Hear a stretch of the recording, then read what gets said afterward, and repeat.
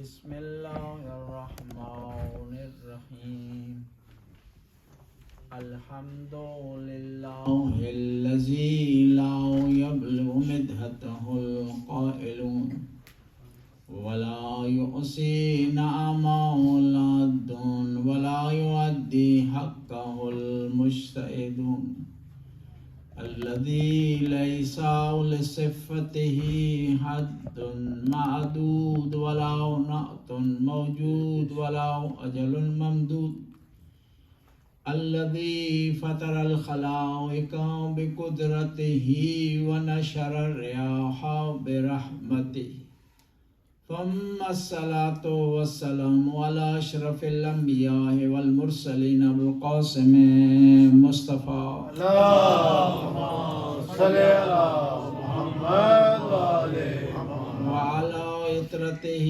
طيبين الطاهرين المعصومين المظلومين ولعنة الدائم على أعدائهم أجمعين من الآن إلى لقاء يوم الدين. بسم اللہ الرحمن الرحیم. قال الامام حسن العسکری علیہ السلام اللهم صل على محمد محمد. علامات المومن خمسہ: الصلاة 51 وزیارة 40 والتحتم بالیمین والتحفیر الجبین والجہر بسم اللہ الرحمن الرحیم. صلوات پڑھیں. اللهم صل على محمد محمد. امام حسن عسکری علیہ السلام ارشاد فرماتے ہیں کہ مومن کی 5 علامتیں ہیں. آپ جس فیلڈ میں رہیں اور جو پیشہ بھی اپنائیں تو اس میں ہر پیشے کی کچھ علامتیں ہیں. اسی طرح ایک اچھا مسلمان ہونے کی کچھ علامتیں ہیں، اس طرح کوئی اچھا شہری ہونے کی کچھ علامتیں ہیں، اور اس طرح ایک اچھا مومن ہونے کی کچھ علامتیں ہیں جو بیان کی ہیں امام حسن عسکری علیہ السلام نے. پہلی علامت یہ ہے کہ مومن کی اگر وہ چاہتا ہے صحیح مومن بنے اور آل بیت بھی اسے مانے اور وہ آل بیت کی خدمت میں رہے اور آل بیت بھی اسے اعزاز سے نوازیں، تو وہ 51 رکعت نماز پڑھے. 51 رکعت نماز.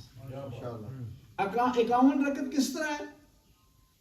واجبات اور مستحبات کو ملا کر.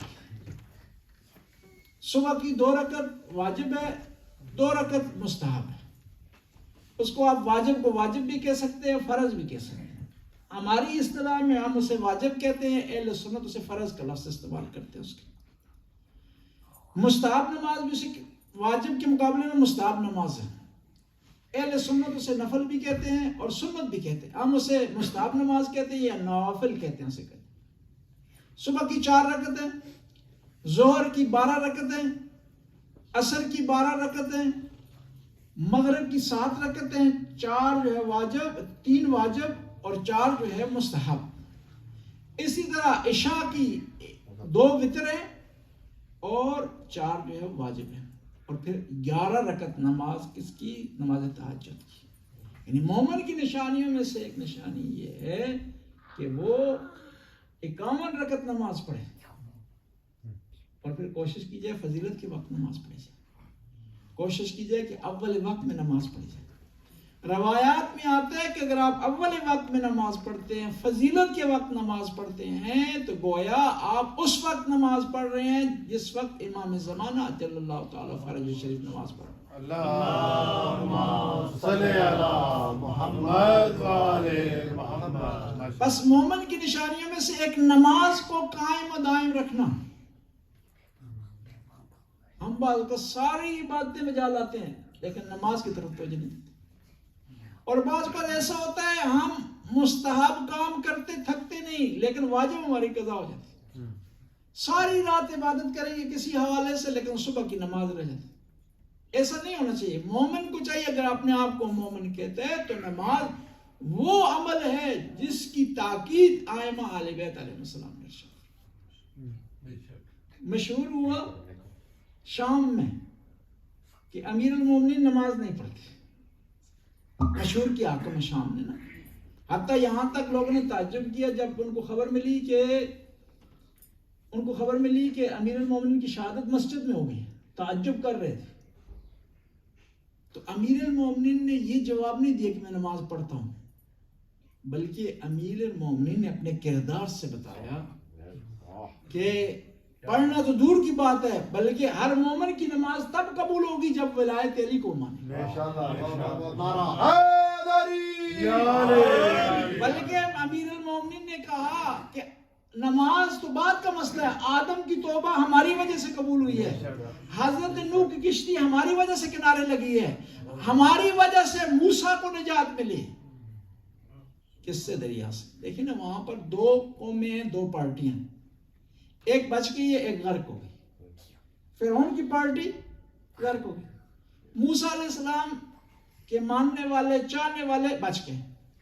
اب آپ سے ایک سوال میں یہاں کرتا ہوں کہ فرعون کی پارٹی میں، اس کی گروپ میں سارے گنہگار تھے، نیک بھی تھے؟ نہیں، نیک بھی تھے. قرآن نے کہا قال رجل مومن من آل فرعون، کہ آل فرعون میں سے ایک مومن نے یہ بات کی. مومن تھا لیکن پھر بھی غرق ہو گیا.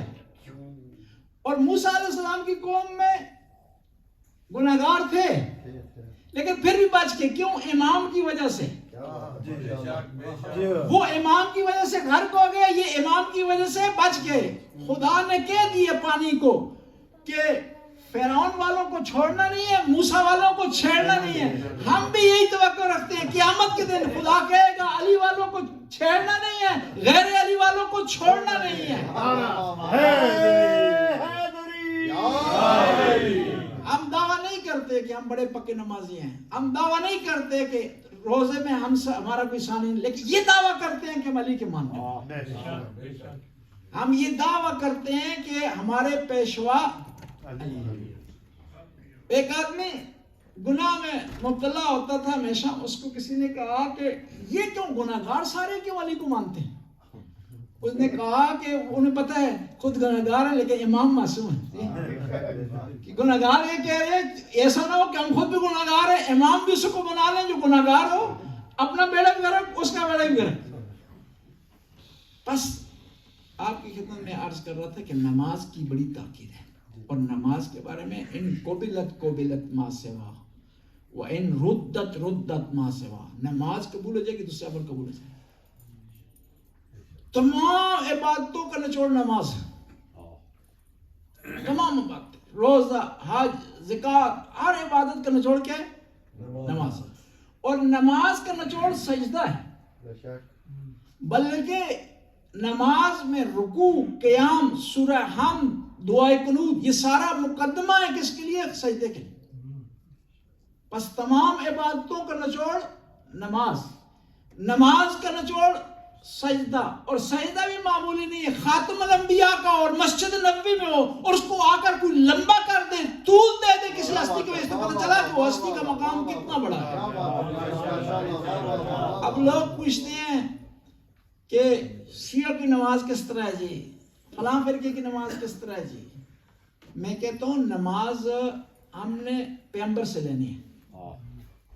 نماز نہ خلیفہ اول سے لینی ہے، نہ خلیفہ دوم سے لینی ہے، نہ خلیفہ سیون سے لینی ہے، نہ اس خلیفہ سے لینی ہے، نہ اس خلیفہ سے. کس سے لینی ہے ہم نے؟ پیغمبر سے. میدان کربلا میں دونوں لشکروں نے نماز پڑھی. امام حسین کے لشکر نے نماز پڑھی ہے، یزید کے لشکر نے نماز پڑھی، اس پہ کسی کو شک نہیں.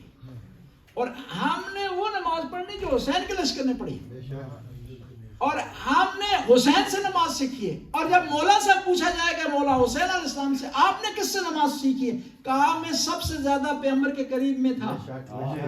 مجھے پتا ہے کہ میرے نانا نے سجدے میں کیا پڑھا ہے، مجھے پتا ہے کہ میرے نانا نے رکوع میں کیا پڑھا ہے، مجھے پتا ہے کہ میرے نانا کے ہاتھ کھلے ہوئے تھے یا بندھے ہوئے تھے. بس نماز ضروری ہے، لیکن اس طریقے پر آپ نے نماز پڑھنی ہے جس طریقہ پر خاتم الانبیاء نے پڑھی. پیغمبر کے ایک پیارے صحابی ہیں ابی ابن کعب، قاری قرآن ہے. قرآن انہوں نے لکھا ہے. کچھ صحابہ تھے جو صاحب قرآن سے مشہور تھے، جن کے اپنے ہاتھوں کے لکھے ہوئے قرآن تھے، جس میں سے عبداللہ بن مسعود ہیں، ابی ابن کعب ہیں، زید بن ثابت ہیں. یہ بڑی بڑی ہستیاں تھیں. یہ نماز پڑھ رہے تھے تو پیغمبر نے آواز دی ابئی ابئی، انہوں نے جواب نہیں دیا۔ نماز سے فارغ ہونے کے بعد پیغمبر کی خدمت میں حاضر ہوئے، پیغمبر نے کہا ابئی میں تجھے پکارتا رہا ہوں، تو نے جواب کیوں نہیں دیا؟ کہا یا رسول اللہ میں نماز پڑھ رہا تھا۔ فرمایا تجھے پتہ نہیں ہے کہ میں مومن کی نماز ہوں؟ تجھے پتہ نہیں ہے کہ نماز میری وجہ سے ہے؟ تجھے نماز کس نے سکھائی ہے اور کس کی وجہ سے نماز قبول ہو جائے گی؟ اور تم نے قرآن میں نہیں پڑھا کہ یا ایھا الذین آمنوا استجیبوا للہ وللرسول اذا دعاکم لما یحییکم، کہ جب تمہیں اللہ اور اس کا رسول پکارے تو ان کی پکار پر لبیک کہو، اور ان کی پکار پر لبیک کہو گے تو تمہیں زندگی مل جائے گی۔ پیغمبر کی پکار پر لبیک کہنا ہی کامیابی۔ پیغمبر جس طرح بلائیں چل پڑو، پیغمبر جس طرح پکارے چل پڑو۔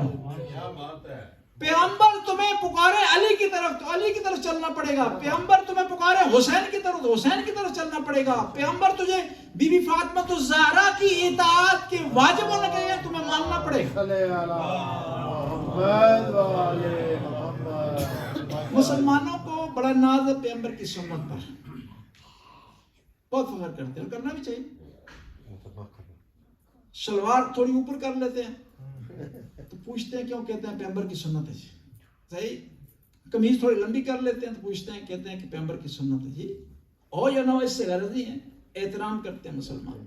مسواک جیب میں رکھی ہوتی ہے کیونکہ پیغمبر کی سنت ہے، سرما آنکھوں میں لگایا جاتا ہے، کہتے ہیں کہ پیغمبر کی سنت ہے جی۔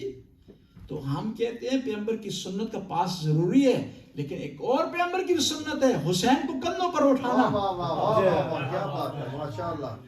حسین کو کندھوں پر اٹھانا پیغمبر کی سنت ہے۔ اگر اس پر عمل نہیں کر رہے تو مسواک تمہیں فائدہ نہیں دے سکتی، سرما تمہیں فائدہ نہیں دے سکتا، کنگھی کرنا تمہیں فائدہ نہیں دے سکتا۔ اب لوگوں نے اعتراض کیا کہ شیعہ کہتے ہیں کہ بھئی پیغمبر نے حسن حسین کو کندھوں پر اٹھایا، نانا اٹھاتا ہے نواسوں کو، کوئی اس میں فضیلت کا مسئلہ نہیں ہے، یہ جو بھی نانا ہوگا وہ نواسوں کو اٹھائے گا، اس میں کون سی فضیلت آئے گی؟ میں جواب دوں گا نانا تو اٹھاتا ہے لیکن کبھی بھی خسر کبھی داماد کو نہیں اٹھاتا۔ فتح مکہ کے وقت امیر المومنین پیغمبر کے شانہائے مبارک پر تشریف فرما ہوئے اور بت توڑے امیر المومنین نے۔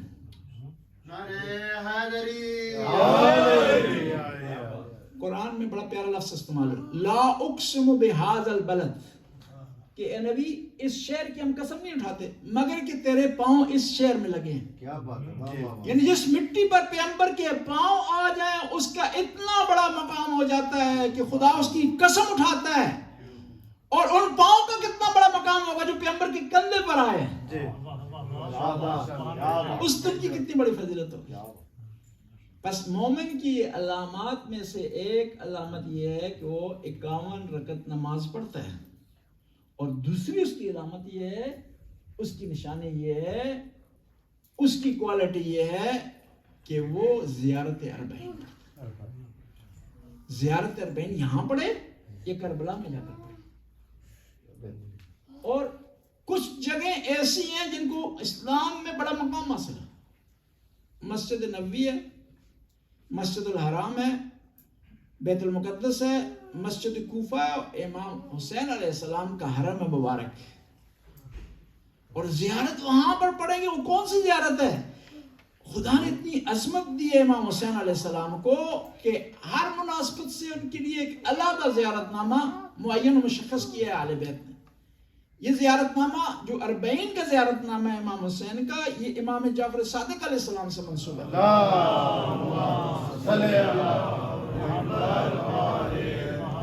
السلام علی ولی اللہ و حبیبہ، کہ میرا سلام ہم زیارت میں پڑھتے ہیں اللہ کے ولی اور اللہ کے حبیب پر۔ عربی میں 2 لفظ استعمال ہوتے ہیں، ایک خلیل اور ایک حبیب۔ ایک صلوات پر بلند آواز اللہم صلی علی محمد و آل محمد۔ حضرت ابراہیم کا لقب کیا ہے؟ خلیل ہے، یعنی یہ ابراہیم وہ ہستی ہیں جو اللہ سے پیار کرتی ہیں، اللہ سے محبت کرتی ہیں، اللہ کے دوست ہیں، اور حبیب کا مطلب یہ ہے کہ ایسی ہستی کہ اللہ اس سے پیار کرے. ہم جو کہتے ہیں نا نبی ہمارے اللہ کے حبیب ہیں، یعنی خدا ان سے پیار کرتا ہے، اور پیار بھی عجیب انداز سے کرتا ہے محمد مصطفیٰ سے. کبھی طٰہٰ کہہ رہا ہے، کبھی یاسین کہہ رہا ہے، کبھی مزمل کہہ رہا ہے، کبھی مدثر کہہ رہا ہے، کبھی والشمس والضحیٰ کہہ رہا ہے، والقمر اذا تلاہا.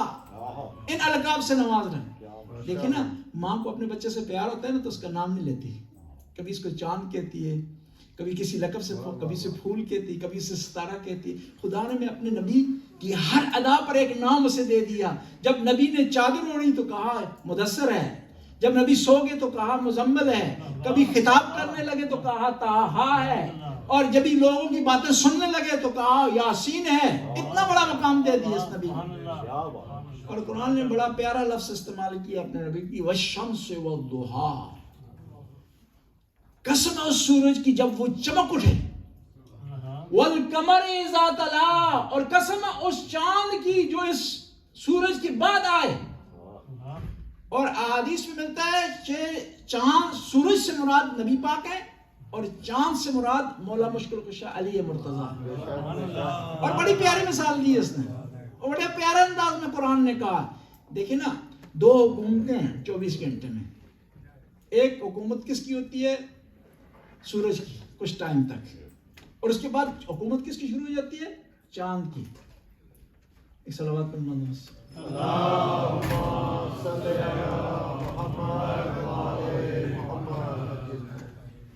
سورج کی جب حکومت ہوتی ہے، چور، ڈاکو، بدماش یہ چھپے ہوئے ہوتے ہیں لیکن چھپے ہوتے ہیں. جیسے ہی چاند کی حکومت آتی ہے تو وہی چور، ڈاکو، بدماش وہ میدان میں آ جاتے ہیں.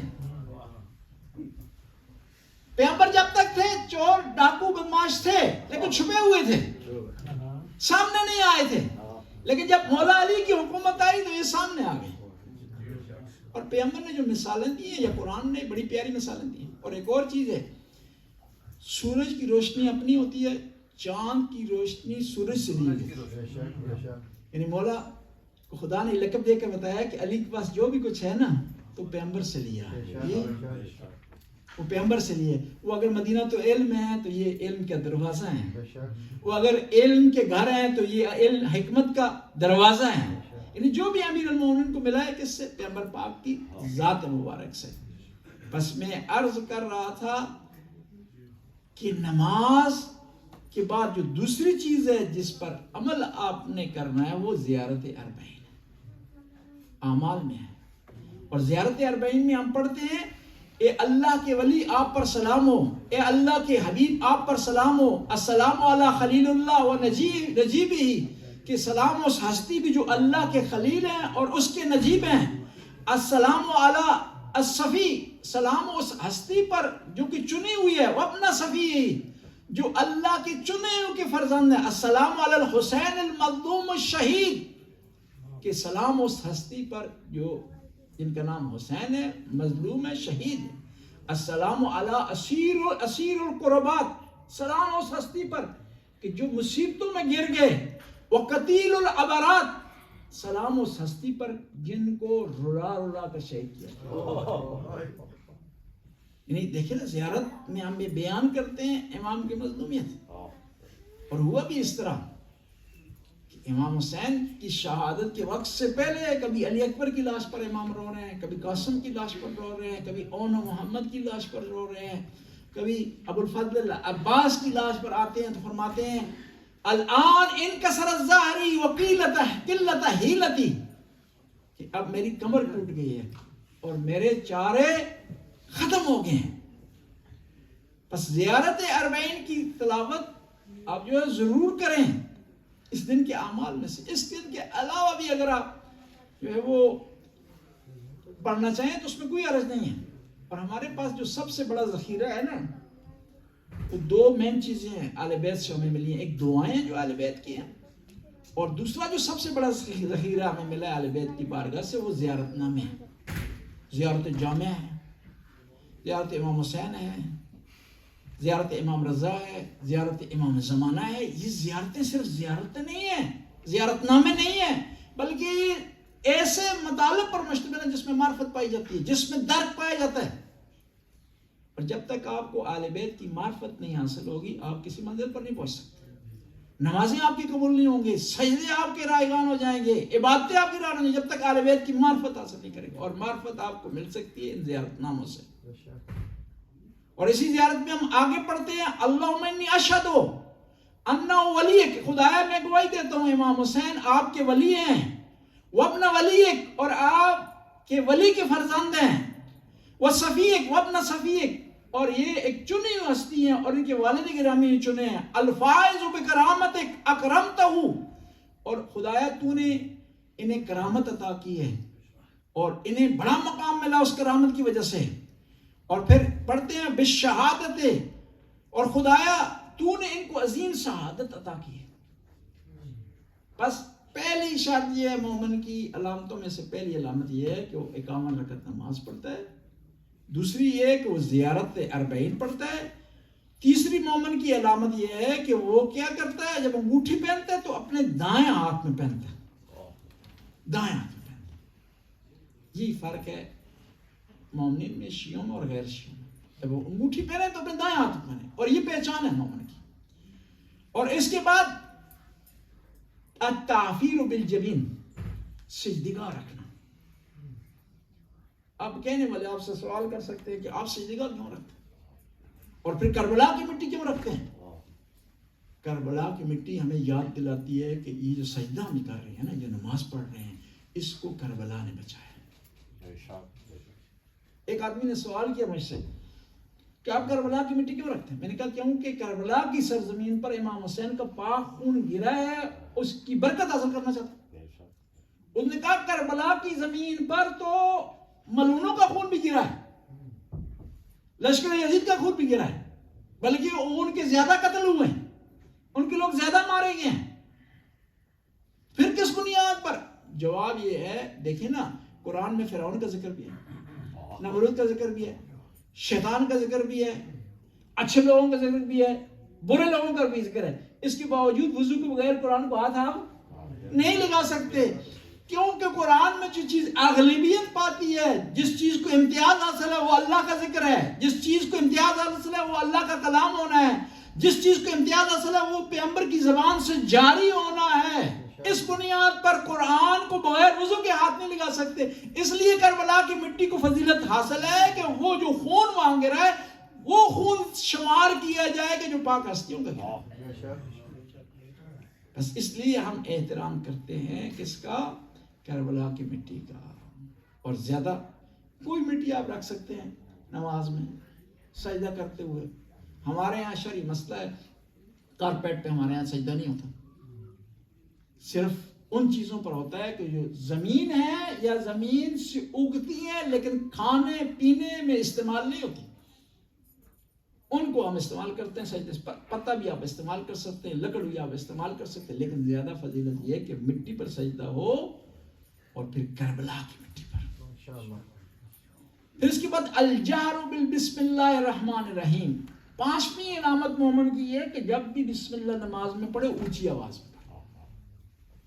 اور یہ شیعہ کا تو امتیاز ہے کہ بسم اللہ کو سورت تمام جو صورتیں ہم پڑھتے ہیں قرآن میں ان کا حصہ شمار کیا جاتا ہے، اور بسم اللہ کو اونچی آواز میں ہم پڑھتے ہیں. اور مسلمان بھی پڑھتے رہے. جب حاکم شام کی باری آئی تو اس نے نکال دیا.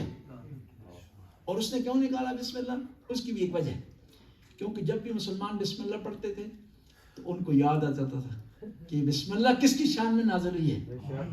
ان کو یاد آتا تھا، وہ تفسیر یاد آ جاتی تھی جس میں مولا نے فرمایا کہ پورے قرآن کا خلاصہ ہوتا ہے سورہ الحمد میں. سورہ الحمد خلاصہ ہوتی ہے بسم اللہ میں، بسم اللہ خلاصہ ہوتی ہے با میں، اور با کی جو پہچان ہے اس کا نقطہ ہے وانا نقطہ تحت الباء. لوگوں جان لو کہ میں اس با کا نقطہ ہوں. یعنی قرآن کو سمجھنا ہو تو علی کی بارگاہ میں آ جاؤ، تورات کو سمجھنا ہو تو علی کی بارگاہ میں آ جاؤ، زبور کو سمجھنا ہے تو علی کی بارگاہ میں آ جاؤ. نعرہ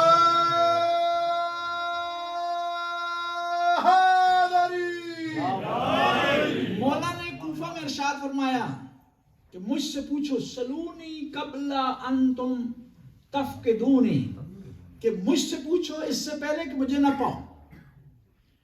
اور میں فرماتے مولا کہ لو ثنی علی الوساد لحکمت بین اہل التورات بتوراتہم وبین اہل الانجیل بانجیلہم وبین اہل الزبور بزبورہم وبین اہل الفرقان بفرقانہم. کہ لوگوں اگر میرے لیے ممبر ایک عذاب بچھا دیا جائے تو میں تورات والوں کے درمیان تورات سے فیصلے کروں گا, زبور والوں کے درمیان زبور سے فیصلے کروں گا, انجیل والوں کے درمیان انجیل سے فیصلے کروں گا, اور قرآن والوں کے درمیان قرآن سے فیصلے کروں گا. تو ایک آدمی کھڑا ہوا, اس نے کہا کہ علی تورات تبدیل ہو گئی ہے, انجیل میں انحراف آ گیا ہے, زبور میں کمی بیشی ہوگی, آپ کس طرح فیصلہ کریں گے؟ تو مولا نے فرمایا تو نہیں سمجھا, میں اس تورات سے فیصلہ نہیں کروں گا جو یہودی کے گھر میں پڑی ہوئی, اس انجیل سے فیصلہ نہیں کروں گا کہ جو کہ عیسائی کے گھر میں پڑی ہوئی, بلکہ اس تورات سے فیصلہ کروں گا جو لوح محفوظ پر لکھی ہے.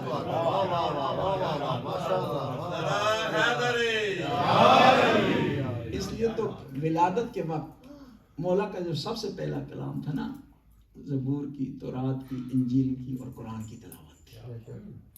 اور وہ کہنے والوں نے کہہ دیا, اعتراض کر دیا کہ شیعہ کہتے ہیں کہ مولا علی نے آتے ہوئے قرآن کی تلاوت کی, حالانکہ قرآن اس وقت نازل ہی نہیں ہوا. میں پوچھتا ہوں آپ سے, نازل تو نہیں ہوا تھا لیکن لوح محفوظ پر تو تھا نا. یہ مولا نے وہاں سے تلاوت کی جو لوح محفوظ پہ درج تھا. مولا کی تلاوت آپ کی اور میری تلاوت نہیں تھی. بس بسم اللہ پڑھنے کا بہت زیادہ ثواب ہے, اور بسم اللہ کے بارے میں بہت تاکید ہوئی. کل امر ذی بال لم یبتدا بسم اللہ ابتر, جو بھی ایک اچھا عمل ہو اس کو اگر اس کی ابتدا بسم اللہ سے نہیں کریں گے تو وہ ابتر رہے گا, وہ فائدے سے خالی ہو جائے گا, وہ عقیم ہو جائے گا, وہ بانج ہو جائے گا, اس میں ترقی نہیں آئے گی. ابتر کا لفظ آپ نے سنا نا سورہ کوثر میں, ان شانے کا هو الابتر, یعنی اہل بیت کا دشمن بھی ابتر ہے, اور جو بسم اللہ نہیں پڑھتا وہ بھی ابتر کام کر رہا ہے. کیوں؟ خدا نے دو چیزیں مشخص کر دی ہیں, درود کو بھی مشخص کر دیا ہے کہاں اس نے آنا, اور لعنت کو بھی مشخص کر دیا ہے اس نے کہاں آنا ہے. اور کوثر اعلان کر رہی ہے, سورہ کوثر کس کا اعلان کر رہی ہے؟ درود کا اعلان کر رہی ہے. اور سورہ برات لعنت کا اعلان کر رہی ہے. اور کربلا میں دونوں سامنے آ گئے, امام حسین اور ان کے جانثاروں پر خدا نے درود بھیجا ہے, اور مقابلے والے پر خدا نے لعنت بھیجی ہے. یہ دونوں مکس نہیں ہو سکتے, علیحدہ رہتا ہے. اسلام میں عدد کو بڑی اہمیت حاصل ہے. 12 کا عدد اس کو اہمیت حاصل ہے, 7 کے عدد کو اہمیت حاصل ہے, 100 کے عدد کو اہمیت حاصل ہے. بنی اسرائیل کے جو نقباء ہیں 12 ہیں, امام 12 ہیں, گھنٹے جو بیسک ہیں ٹائمنگ میں وہ 12 ہوتے ہیں, مہینے 12 ہیں. اس کے لیے 100 کے عدد کو بڑی اہمیت حاصل ہے. تسبیحات فاطمہ الزہرا 100 ہیں. اس کے علاوہ 40 کے عدد کو بڑی اہمیت حاصل ہے. یہ چلہ جو مشہور ہے نا کہ آپ فلاں آدمی نے چلہ کاٹا, 40 دن عبادت کی. حضرت موسیٰ 40 دن کوہ طور پر گئے, یعنی 40 کے عدد کو بڑی فضیلت اور بڑی اہمیت حاصل ہے. پیغمبر کا فرمانا ہے کہ من حفظ 40 حدیث منی باف اللہ یوم القیامہ مع الفقہاء, کہ جس آدمی نے 40 حدیثیں یاد کر لی خدا اسے قیامت کے دن فقہاء کے ساتھ مشہور کرے گا انشاءاللہ. یعنی اتنا 40 کے عدد کو اہمیت حاصل ہے. اور حدیث کی بات ہو گئی, مسلمان حدیث ہر کسی سے نہیں لیتے. پہلی شرط یہ ہے کہ مسلمان سے لیتے ہیں, کافر سے نہیں لیتے. دوسری شرط یہ ہے کہ وہ جو حدیث بیان کر رہا ہے وہ متقی آدمی ہونا چاہیے, گناہگار نہیں ہونا چاہیے, عادل ہونا چاہیے, واجبات پر عمل کرتا ہوں, محرمات سے بچتا ہوں. صلوات پر بلند آواز.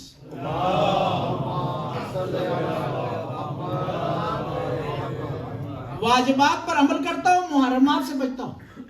تیسری شرط ہے مسلمان کہتے ہیں کہ حدیث اس سے لی جائے جس کا حافظہ مضبوط ہو. یہ مسلمانوں کے یہاں معیار ہے حدیث لینے کا. مسلمانوں کی کتابوں میں 16,000 ایسی احادیث ہیں جن کے راوی شیعہ ہیں.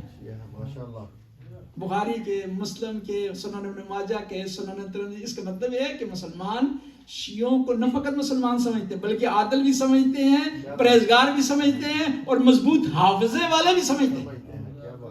اور ان میں سے 40 ایسے راوی ہیں جس کو بخاری نے کہا ہے کہ میرے استاد ہیں، اور ان کے بارے میں خود اہل سنت کی رجال کی کتابوں نے لکھا ہے کہ سارے شیعہ تھے، نہ فقط شیعہ تھے بلکہ رافضی تھے، یعنی ان کے ہاں جو کٹر شیعہ ہو نا اس کو رافضی کہا جاتا ہے۔ اس کا مطلب ہے کہ دوسرے مسلمان بھی جو ہے وہ احترام کرتے ہیں کس کا؟ شیعوں کا۔ اور ایک سنی عالم دین کا کہنا ہے کہ اگر ہم 6 جو حدیث کی کتابیں اہل سنت کی ان میں سے شیعہ راویوں کو اگر نکال دے پیچھے کوئی بچتا ہی نہیں۔ 160 راوی صحابہ ستہ کے ایسے ہیں جن کے بارے میں خود اہل سنت اقرار کرتے ہیں شیعہ۔ بس پیغمبر نے ارشاد فرمایا کہ 40 حدیثیں جو آدمی یاد کرے، لیکن یہ بھی شرط ہے کہ وہ حدیثیں ہوں جھوٹی نہ ہوں، گڑی ہوئی نہ ہوں۔ 40 حدیثیں، ان میں کون سی حدیثیں ہوں جن کو مقام حاصل ہے؟ ایسی حدیثیں جن میں ارشاد فرمایا ان الحسن والحسین سید شباب اہل الجنہ و ابو افضل منہما۔ حدیثوں میں ایسی حدیثیں جس میں پیغمبر نے ارشاد فرمایا یا علی انت منی بمنزلۃ ہارون من موسی الا لا نبی بعدی۔ ایسی حدیثیں جس میں پیغمبر نے ارشاد فرمایا ہو لأوتین رایا غدا رجلا کرارا غیر فرارا یحب اللہ ورسولہ، کہ کل میں پرچم اس کو دوں گا جو کرار ہوگا، غیر فرار ہوگا، اور اللہ اور اس کے رسول سے محبت کرنے والا ہوگا۔ ایسی حدیثیں آپ یاد کریں گے تب دل نورانی ہوگا، تب آپ کو جو منزلت ملے گی، تب آپ کو فضیلت ملے گی۔ اسی طرح ایک حدیث میں ہے کہ من اخلص للہ 40 یوما فجر اللہ ینابی الحکمہ من قلبہ علی لسانہ، کہ جو آدمی 40 دن اپنے آپ کو خدا کے لیے خالص کر دے، 40 دن خالص کر دے، خدا اس کی زبان پر حکمت کے چشمے جاری کر دے گا۔ یعنی اتنا بڑا مقام حاصل ہے حدیثوں کو یاد کرنے کا، 40 دن خدا کے لیے خالص ہونا۔ 40 دن دور کی بات، ایک دن بھی اگر آپ خالص کر لیں اپنے آپ کو نا تو آپ کی سرنوشت تبدیل ہو سکتی ہے، آپ کی تقدیر تبدیل ہو سکتی ہے۔ آپ اپنے خالص کر دیں، صبح سویرے اٹھیں، نماز پڑھنے کے بعد نیک صاف نیت رکھیں تو یہ آپ کی نیک صاف نیت عبادت میں شمار ہوگی۔ حتیٰ اگر شریعت میں ہے نا آپ اچھی نیت کر کے سوتے ہیں تو وہ بھی عبادت میں شمار ہوتی ہے، اچھی نیت کر کے راستے میں چلتے ہیں تو وہ عبادت میں شمار ہوتی ہے، لیکن بشرط ہے کہ نیت ہو۔ یہ اسلام میں اور دوسرے ادیان میں فرق ہے۔ دوسرے ادیان میں، دوسرے جو ریلیجنز ہیں ان میں عبادت محدود ہے، عبادت گاہ تک، مندر تک محدود ہے، گردوارے تک محدود ہے، گرجا گھر تک محدود ہے، چرچ تک محدود ہے، لیکن اسلام کی عبادت، مسلمان کی عبادت محدود نہیں ہے مسجد تک، امام بارگاہ تک، بلکہ جہاں کہیں بھی ہو نیت آپ کی پھر پاک ہے، صاف ہے تو آپ کو خدا اس کا اجر دیتا ہے، اور اس کی آپ کا بیٹھنا، اٹھنا، چلنا، بات کرنا، کسی کی طرف دیکھنا عبادت شمار ہے۔ اور حدیث میں ہے کہ 3 چیزوں کی طرف دیکھنا عبادت ہے، صرف دیکھنا، والد کے چہرے کی طرف دیکھنا، والدین کے چہرے کی طرف پیار و محبت سے، ڈرانے کی غرض سے نہیں، یہ آنکھیں نکالنے کی غرض سے نہ ہو، پیار و محبت سے دیکھیں گے تو عبادت شمار ہوگی۔ جس سے والدہ خوش ہو جائے، جس سے والد خوش ہو جائے تو یہ والدین کا خوش ہونا عبادت شمار ہوگی۔ اگر آپ 1000 رکعت نماز پڑھتے ہیں نا لیکن والدین کو اگر راضی نہیں کر سکتے تو ساری نمازیں رائگان ہیں۔ والدہ اگر آپ سے ناراض ہے ساری نمازیں آپ کی رائگان ہیں، کسی نماز کا آپ کو اجر نہیں ملے گا۔ قرآن میں سب سے زیادہ تاکید والدین کا احترام کرنے سے متعلق ہوئی۔ پیغمبر کے زمانے میں ایک جوان زندگی اور موت کی کشمکش میں تھا، اس کا سانس رکا ہوا تھا، سختی کے عالم میں تھا، خدا وقت کسی کو نہ دے کہ انسان زندگی اور موت کی کشمکش میں ہو، نہ زندہ ہو رہا ہو نہ مر رہا۔ پیغمبر کی بارگاہ میں آئے صحابہ کرام، کہا یا رسول اللہ، ایک آدمی، ایک جوان سختی میں، پیغمبر نے نہیں کہا کہ میں جا رہا ہوں قرآن پڑھ رہا ہوں اس لیے دعا، کہا اس کی ماں کو اس کے پاس لے جاؤ، اور کہا کہ ماں اس سے ناراض ہے، اس وجہ سے اس کے لیے مشکل پیش آئی ہے۔ ماں سے پوچھا کہ اس نے کہا صحیح ہے میں اس سے ناراض ہوں، ماں نے رضایت دی، اس کا دم نکل گیا۔ یعنی اتنا بڑا مقام، اور شریعت میں ماں کے چہرے والد کے چہرے کی طرف دیکھنا عبادت ہے. النظر الی وجه ابی عبادہ, والد کے چہرے کی طرف دیکھنا عبادت ہے. والنظر الی مصحف عبادہ, قرآن کو کھول کر صرف دیکھنا عبادت ہے. والنظر الی کعبہ عبادہ, کعبہ کی طرف دیکھنا عبادت ہے. وہ دروازہ بند کر دے پیچھے جی. کعبہ کی طرف دیکھنا عبادت ہے. 3 نظریں ایسی ہیں جو صرف دیکھنا عبادت ہے. ایک شخص پیغمبر کی خدمت میں حاضر ہوا کہ یا رسول اللہ, میں چاہتا ہوں 3 باتیں مجھے حاصل ہوں ایک وقت. کعبہ کی طرف دیکھتا ہوں تو قرآن کو نہیں دیکھ سکتا ہوں, قرآن کو دیکھتا ہوں تو والد کے چہرے کی طرف نہیں دیکھ سکتا. ایک کام کر سکتا ہوں, مجھے کوئی ایسا وظیفہ بتائیں کہ تینوں کا ثواب ملے. کہا نظر الی وجه علی عبادہ, علی کے چہرے کی طرف دیکھنا عبادت ہے. کہا رسول اللہ کیا دلیل ہے؟ کہا تو نے مجھ سے نہیں سنا علی مثل علی کعبہ, علی کی مثال کعبے جیسی ہے. یعنی علی کو دیکھو گے گویا کعبہ کو تم دیکھ رہے ہو. اور تو نے مجھ سے نہیں سنا القرآن مع علی والقرآن مع علی وعلی مع القرآن, قرآن علی کے ساتھ ہے اور علی قرآن کے ساتھ ہے. علی کو دیکھنا ایسے ہے گویا قرآن کو دیکھنا ہے. اور تو نے مجھ سے نہیں سنا, میں نے ارشاد کیا ہے, میں نے ارشاد فرمایا ہے کہ انا ولی ابوے حاضر الامہ, میں اور علی اس امت کی باب ہے. نعرہ حیدری.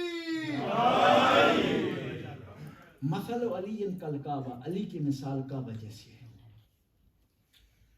یطاف ولا یطوف, کہ علی کی مثال کعبہ جیسی ہے کہ لوگ کعبہ کا طواف کرتے ہیں, کعبہ لوگوں کا طواف نہیں کرتا. علی بھی اس طرح, علی کسی کے پاس نہیں جاتا کہ میری بیعت کرو, بلکہ لوگ علی کے پاس آتے ہیں بیعت کرنے کے لیے. علی نے کسی پر زبردستی نہیں کی, کسی کے گھر کو آگ نہیں لگائی, کسی پر سختی نہیں کی, کسی پر تلوار نہیں کھینچی. اس کے باوجود جب موقع آیا, لوگوں نے ضرورت محسوس کی تو گھر پر آئے ہیں آ کر بیعت کا اعلان کرنے کے لیے, اور کہنے لگے یا علی ہم آپ کے ہاتھ پر بیعت کرنا چاہتے ہیں.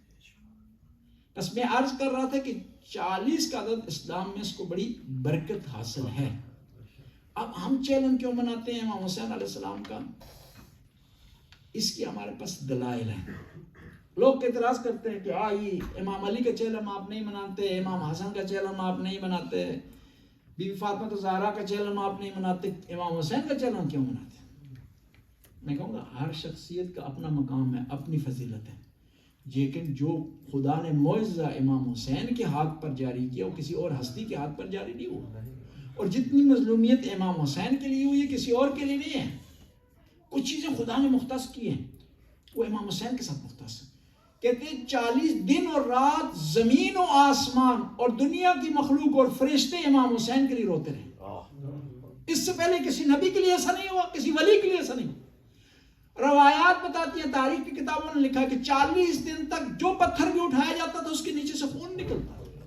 یہ مختص ہے امام حسین علیہ السلام کے ساتھ. اب کیوں چیلم ہم مناتے ہیں؟ پہلا یہ ہے کہ پیغمبر کے صحابی جابر بن عبداللہ انصاری اس تاریخ کو 20 صفر کو آئے ہیں زیارت کرنے کے لیے. مسلمانوں کے یہاں حدیث ہے اصحابی کالنجوم بیئیہم اقتدیتم ہدیتم, میرے صحابی ستاروں کے مانند ہیں, جن میں سے کسی کی اطاعت کرو, کسی کے پیچھے چل پڑو تم ہدایت پاؤ گے.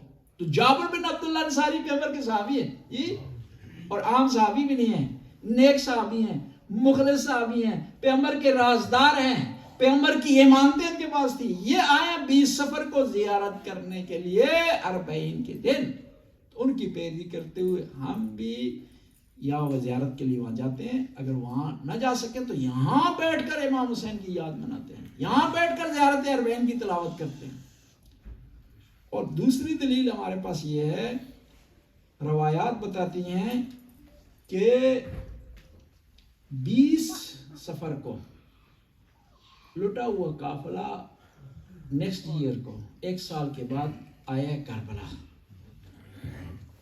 اور آ کر اس نے زیارت کی ہے, گریہ کی ہے, ماتمداری کی ہے. اس قافلے میں امام وقت ہے امام زین العابدین, ان کی پیروی کرتے ہوئے ہم غم مناتے ہیں, امام حسین کا ذکر کرتے ہیں, اور کربلا کا تذکرہ ہوتا ہے. کہتے ہیں کہ بی بی زینب جب شام سے چل رہی تھی نا تو شام کی خواتین کو اکٹھا کرنے کے بعد کہا اے شام کی خواتین، میں آپ کے پاس ایک امانت چھوڑ کر جا رہی ہوں، میری سکینہ کا خیال رکھنا۔ جب میں کربلا سے چل رہی تھی، جب میرے بھائی خدا حافظی کر رہے تھے، الوداع کر رہے تھے خیموں سے، تو میرے بھائی نے بڑی تاکید کی تھی کہ زینب بہن میری سکینہ کا بڑا خیال رکھنا۔ ہم شام کی خواتین سے کہا کہ آنا رات کو اس قبر پر چراغ جلانا، میری سکینہ تاریکی سے بڑا ڈرتی ہے، اندھیرے سے بڑی خائف ہے، اس کا خیال رکھنا۔ اب قافلہ چلا ہے، کہاں سے؟ شام سے۔ تو بی بی زینب مڑ مڑ کر شام کی طرف دیکھ رہی تھی، گویا کہ کوئی امانت بھول گئی ہیں، گویا کسی کو الوداع کہنا چاہتی ہیں، خدا حافظی کرنا چاہتی ہیں۔ اور جب یہ لٹا ہوا قافلہ جب کربلا پہنچا نا، آج کے دن کربلا پہنچا 20 سفر کو، کہتے ہیں کربلا میں پہنچتے ہی بی بی زینب نے اپنے بھائی کی قبر پہ اپنے آپ کو لٹا دیا، کہا بھائیا ہم کربلا سے چلے تھے، کچھ نصیحتیں بھائیا تو نے کی تھی، کچھ پر ہم عمل کر سکے، کچھ پر عمل نہیں کر سکے، بھائیا مجھے معاف کرنا، میں بغیر تجھے دفنائے چل پڑی تھی، میں مجبور تھی، میرے ہاتھوں پہ اگر ہتھکڑیاں نہ ہوتی، پیروں میں بیڑیاں نہ ہوتی تو میں رکتی بھائیا، تجھے دفنا کر جاتی۔ اور امام زین العابدین آیا اپنے بابا کی قبر پر، پتہ کیا کیا؟ لکھا ھذا قبر الحسین العطشان، لوگوں یہ پیاسے حسین کی قبر ہے۔ اور کہا بابا جب میں گیا کوفہ میں نا، میں نے دیکھا حبیب ابن مظاہر کے سر کو، جب ان کے بیٹے نے دیکھا تو اس ظالم سے سر کو چیرا، تو میرے ذہن میں، میرے دل میں حسرت آئی، کاش میں بھی آزاد ہوتا، میرے ہاتھوں پہ ہتھکڑیاں نہ ہوتی، تو میں بھی اجازت نہ دیتا کہ میرے بابا کا سر نوکے نیزہ پر رہے۔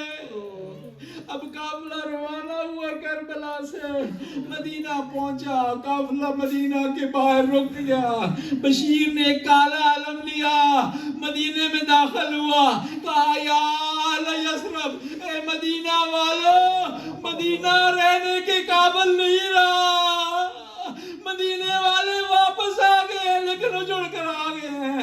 جب گئے تھے تو ان کے ساتھ علی اکبر تھا، قاسم تھا، اور محمد تھا، اور بی بی رباب کی جولی بھری ہوئی تھی۔ اب قافلہ تو آ گیا ہے، علی اکبر کو نہیں لا سکا، قاسم کو نہیں لا سکا، اور محمد کو نہیں لا سکا، قافلہ رکا ہوا تھا۔ ایک شخص آیا امام زین العابدین سے، بار بار پوچھ رہا تھا عباس کا، جیسے ہی یہ شخص عباس کا نام لیتا نا، امام زین العابدین احترام کے لیے کھڑے ہو جاتے، اور آخر میں تھک کر کے اور کہنے لگے شخص میرا امتحان نہ لے، تو سجاد کا امتحان نہ لے، تو 1000 بار اگر میرے چچا کا نام لے گا نا، میں احترام کے لیے کھڑا ہو جاؤں گا۔ اب لٹا ہوا قافلہ مدینے میں داخل ہوا، روایت کے الفاظ ہیں، بی بی زینب گئی اپنے نانا کی قبر پر، نانا کی قبر پر گئی، قبر سے لپٹ گئی، کہا نانا آپ کی زینب واپس آ گئی ہے، اجڑ کر واپس آ گئی، نانا میرے بال سفید ہو گئے، نانا نامحرم کے آنے کے خدشہ نہ ہوتا تو میں اپنا بدن آپ کو دکھاتی کہ میرے بدن پر کتنے درے چلے ہیں، مجھ پر ظالموں نے کیا ظلم کیا ہے۔ اور نانا کی قبر سے جب رخصت ہوئی نا، اس کے بعد آئی ماں کی قبر پر، اور ماں کی قبر کے پاس آنے کے بعد ایک گٹھڑی کھول دی، ماں میں کربلا سے آ گئی ہوں، ماں میں آپ کے لیے کربلا سے تحفہ لائی ہوں۔ اپنے بھائی کا پھٹا ہوا کرتا نکالا، قبر پر ڈال دیا، کہا ماں میں اپنے بھائی کی پیران لے آئی ہوں، ماں یہ آپ کا وہ بیٹا تھا جو مدینے میں نیا لباس مانگا کرتا تھا، اور آپ کے پاس نہیں ہوتا تھا نا، جنت سے آ جاتا تھا، لیکن عاشورہ کے دن اس بھائی نے نیا لباس نہیں مانگا۔ ماں دیکھے ان ظالموں نے بھائی کی قمیض کو کس طرح ٹکڑے ٹکڑے کر دیا ہے۔ اللہ لعنت اللہ قوم الظالمین، سیعلم الذین یمنون کلام جان۔ ماتم حسین یا حسین